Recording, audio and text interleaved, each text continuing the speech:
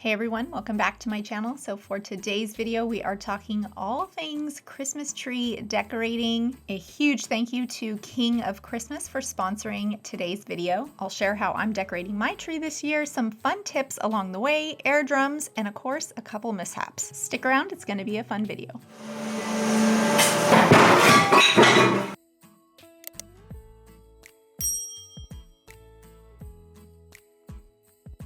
So to begin our Christmas decorating, we had to clear out the corner that our tree was going in. So I have this faux ficus that I made almost about a year ago, and my boys have really kicked the soccer ball through it a number of times. So it's losing some branches. So we're just gonna put it away for now. This is my huge thrifted pot.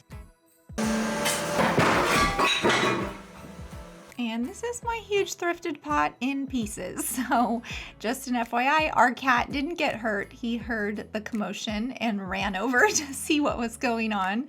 But yeah, it completely broke when we were putting it through the door. So that's a bummer. But on a more positive note, our King of Christmas tree arrived. We are so excited to set it up. It is really large and tall.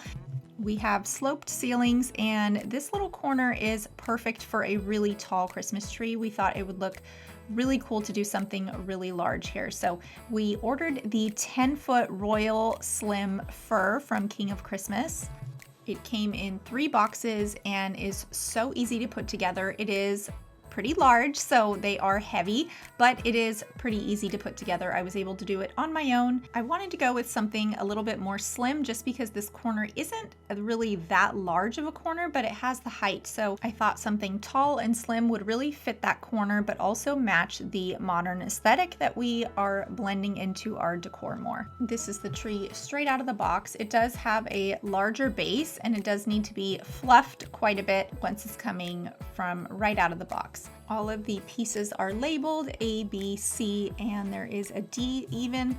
And then once you clip the pieces of the tree in place, they automatically connect the lights. So there's no manual connecting that you have to connect all of the lights, if that makes sense. It's all connected once the tree is all put together. As with any tree, you should always fluff it when it comes out of the box. I like to try and make a star shape with the branches just to get them to fill in any bare spots or any holes, anything that is left a little bit more open. You can always cover with larger ornaments as well. So because this has the larger base, I need a larger tree collar. So these are the tree collars that I've used in the past, but these are for smaller bases. So I'm not going to be able to use these this year. So I was on the hunt for a newer tree collar, although I didn't get it in time. So I'm hoping to get this one and probably spray it black just because I really love a black tree base and how modern it is. It'll really fit our aesthetic. But for now, I just put a black blanket that I have. I can link it if you're interested. It still looks really pretty underneath. But yeah, so this is the tree all lit up and ready to go. An extra little tip, if you like a little twinkle in your tree or your lights to flicker just a tiny bit, you can add a strand of twinkling lights right down the center of your tree, and it just adds a little bit of kind of magic, some twinkle, if you like that look. So the color scheme I'm going with is a lot of brown. I wanted to incorporate even a little bit of black. I always love little touches of black here and there, but definitely a lot of brown, some gold, definitely warmer colors. I have a really pretty chocolate brown velvet ribbon that I'm going to be incorporating, and then some white too, just for some contrast, a little bit of wood in there for some natural type texture.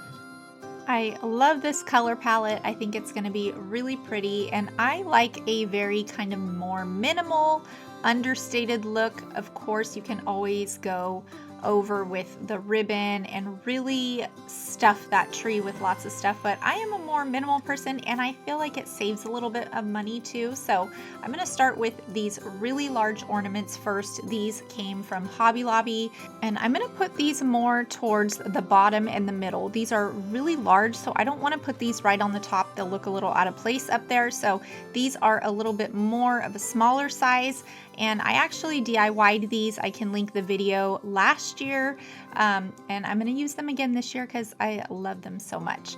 And here are my little touches of black going in. They do have silver on them, so I'm just gonna flip that little silver Mary sign right to the back. So you can see how I'm kind of creating almost a triangle. The way I like to decorate my tree is I tend to do things in triangles or even a zigzag type pattern. You want to keep the eye moving. I try to balance out the colors of the ornaments and keep them somewhat separate. I had a full-on rock session going on. I was pretty much blasting Paramore and Foo Fighters and getting my Christmas tree decorating on, and was just rocking out. I have been practicing a lot of drumming lately, so I am constantly doing the air drums.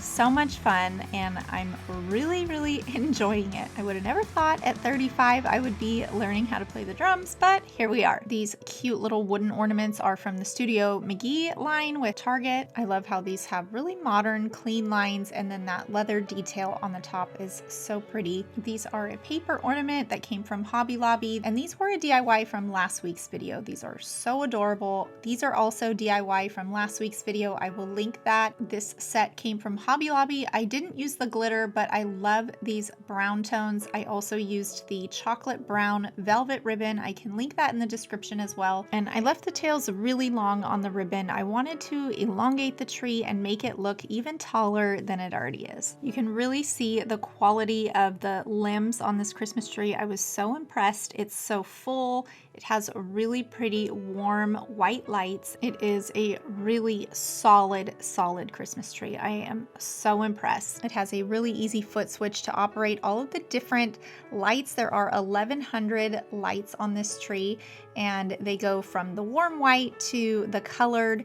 My kids love the colored lights. We call it a Vo Christmas because their great-grandmother loved the colored lights on her tree. So when we're in the party mood, we turn on the colored lights, and they even will flicker, so it's always lots of fun in our house. I'm also loving seeing years worth of DIY projects on the tree. They're such a good memory. I love creating and crafting, and it's fun to see it all come together.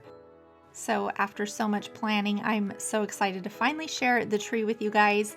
And there are still a couple touches of fall for this video in the background, but we are full on Christmas and releasing those videos slowly. So make sure that you guys stay tuned. There is a lot more Christmas content coming. Let me know in the comments below if you have started decorating or if you usually wait until after Thanksgiving. And with that, we will catch you guys next time. Thanks so much for watching.